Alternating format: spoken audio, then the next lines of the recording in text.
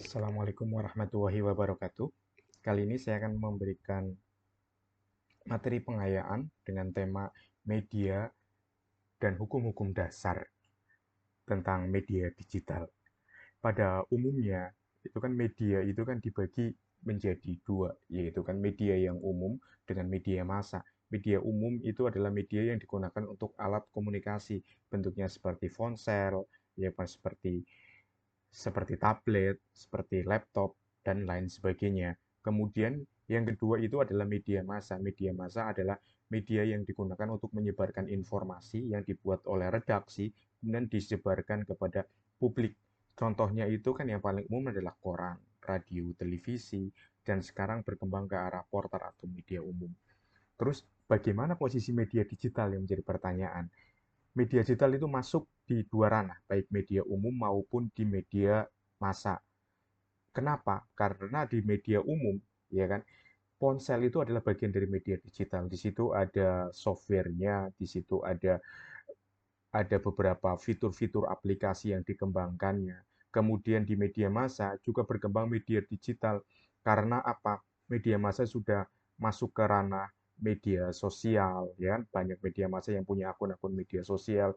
Demikian juga media massa juga masuk kepada platform-platform seperti iOS ataupun Android dan lain sebagainya. Ini menunjukkan bahwa media digital itu adalah faktor yang sangat luas. Dan media digital itu juga disebut sebagai media baru. Kenapa disebut media baru? Karena media tersebut adalah media yang terbaru. Jadi ketika terbarunya sekarang adalah AI dan atau artificial intelligence, maka itu artificial intelligence itu disebut sebagai media baru. Walaupun bentuknya itu dalam bentuk software, dalam bentuk aplikasi, dan tapi itu adalah bentuk dari media baru. Kemudian augmented reality atau virtual reality itu adalah bentuk media baru yang bisa mempengaruhi di media umum dan itu bisa masuk ke media media massa. Jadi itu adalah bagaimana jenis-jenis media itu terus berkembang dan kedepannya juga akan berkembang. Sekarang ada dikena di saya akan menjelaskan tentang tiga hukum yang mendasar tentang bagaimana perkembangan media digital ke depannya. Yang pertama itu adalah hukum Moore. Hukum Moore. Hukum Moore itu adalah menyatakan bahwa apa ya, kunci menuju kesuksesan dan kemajuan itu telah berubah. Jadi kunci utama informasi adalah kecepatan. Jadi siapa yang cepat, maka dia akan menjadi kemenangan. Jadi hukum Moore ini menjawab tantangan disrupsi di media digital saat ini. Jadi dulu itu kan perkembangannya awalnya itu kan dari pamflet, ya kan. Pamflet itu sebagai media digital yang dipasang di mading-mading di kelas itu kan bentuknya pamflet, poster, kemudian berkembang, ya kan. Berkembang menjadi koran, ya kan. Berkembang pada koran. Jadi diproduksi oleh perusahaan, dicetak dan disebarluaskan, itu kan dijual-jual di jalanan, dijual di mall dan lain sebagainya. Orang membaca berita itu kan nunggu koran, ya kan. Kemudian koran digantikan oleh media online. Media online. Media online itu bisa diakses kapanpun, dimanapun, dengan bantuan internet dan bantuan paket data. Gitu kan. Itu bagaimana kecepatan gitu kan, kecepatan dari poster, terus koran, terus berkembang menjadi media online. Nah, sekarang bagaimana perkembangannya? Sekarang media online sudah dipengaruhi oleh media sosial. Jadi di media sosial itu redaksi ataupun para jurnalis itu sudah bisa membagikan informasinya gitu kan di media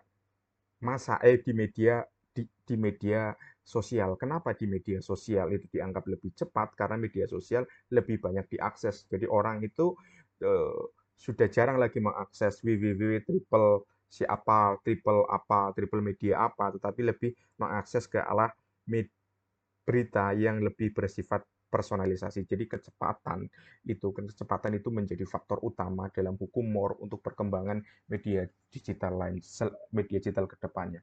Selanjutnya ada hukum Metcalfe. Metcalfe itu bahwa kesuksesan media itu dipengaruhi oleh jaringan networking. Kita ketahui bahwa jaringan komunikasi itu menunjukkan bahwa infrastruktur ya.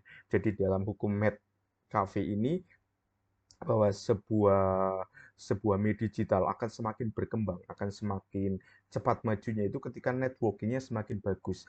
Jadi di situ ada faktor satu hal yang paling penting yaitu infrastruktur. Infrastruktur. Kenapa infrastruktur menjadi penting? Itu menunjukkan bagaimana misalnya ketika seseorang mengakses sebuah web, ya kan, di situ menggunakan server lokal atau server di perusahaan itu sendiri dibandingkan sebuah perusahaan, sebuah web yang memiliki akses atau menggunakan server berbasis cloud, misalnya ada AWS, Amazon Web Service, atau Google Cloud, atau beberapa fasilitas lainnya, itu kecepatannya akan sangat berbeda. Kecepatan yang berbeda karena apa? Karena di situ ada jaringan. Jaringan-jaringannya itu akan lebih lebih mudah diakses dan akan lebih ringan untuk dijalankan. Kemudian hukum lainnya itu yang terkenal adalah Quast Law. Quast Law itu adalah bagaimana sebuah teknologi atau media digital itu memudahkan efisiensi suatu organisasi, di mana apa ya, ada munculnya konsep bagaimana ada downsizing, ada right sizing, ada outsourcing, di mana hukum suatu organisasi itu bagaimana suatu teknologi itu semakin kecil, ya kan, semakin semakin efisien. Seperti dulu kita tahu bahwa HP itu bentuknya besar, besar, besar, ya kan, berkembang menjadi kecil-kecil, seperti dunia PC, laptop, dan lain sebagainya.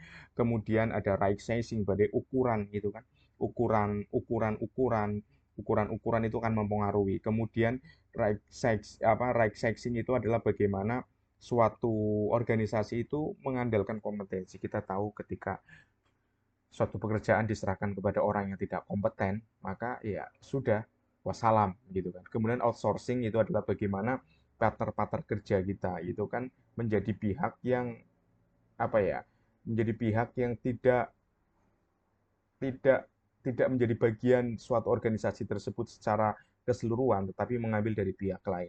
Dan konsep outsourcing ini dianggap sebagai konsep yang berbasis kepada di dunia barat, itu kan ya, berbasis di dunia barat dan terus berkembang dan diaplikasikan di Indonesia karena dengan itu akan memudahkan apa ya, memudahkan pengawasan performan, pengawasan kinerja dan lain sebagainya ketika tidak sesuai dengan kepentingannya, maka akan dilepas.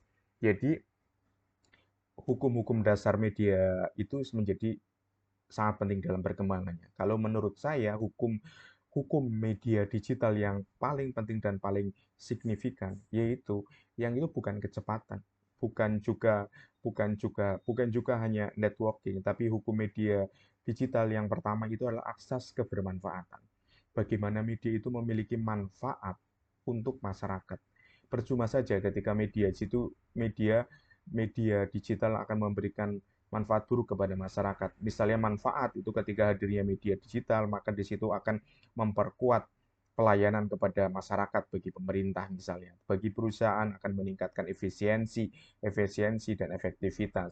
Kemudian bagi seseorang dia bisa meningkatkan personal brandingnya dia. Jadi ada asas kebermanfaatan di situ. Kemudian yang kedua, hukum dasar media. Bisa saya sebutkan ini hukum dasar media. Media itu harus selalu mengalami perubahan. Jadi harus selalu berubah.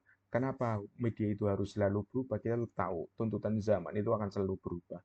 Orang itu memiliki banyak kepentingan, orang memiliki banyak banyak keinginan, banyak ambisi yang berbeda-beda. Kemudian tuntutan zaman juga berubah. Dengan demikian, perubahan-perubahannya di media itu menunjukkan bagaimana media itu akan selalu siap terdisrupsi dan akan selalu siap ditinggalkan. Jadi tidak ada kebadian dalam dunia media digital. Yang ada adalah kefanaan. Kemudian yang ketiga, hukum dasar yang paling penting dalam dalam media digital adalah bagaimana media digital tersebut mampu ber bukan hanya berkontribusi karena kontribusi pemanfaatan, tetapi media digital itu harus memberikan suatu sentuhan untuk bukan hanya untuk membahagiakan, bukan hanya untuk menyenangkan seseorang atau kepuasan batin seseorang, tetapi dia mampu memenuhi gitu kan, memenuhi aspek kehidupan manusia. Jadi ketika media digital itu mampu menjadi bagian dari kehidupan manusia, mampu bagian dari kehidupan manusia, membantu aktivitas manusia dan lain sebagainya, bahkan bagian melekat dari manusia itu sendiri, itu menjadi suatu hukum dasar dan itu menjadi suatu kesuksesan. Kita tahu, misalnya kita dari bangun tidur, ya kan, dari bangun tidur sampai tidur lagi, kita tidak bisa lepas dari misalnya aplikasi tertentu di dalam media digital. Itu kan menjadi bagian tidak bisa kita lepaskan.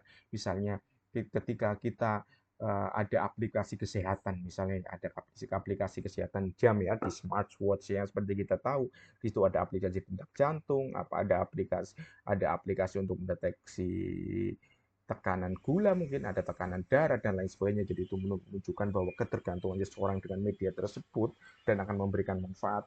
Saya kira itu menjadi suatu hal yang sangat penting. Saya kira ini materi pengayaan untuk media digital. Terima kasih banyak dan sampai bertemu kembali.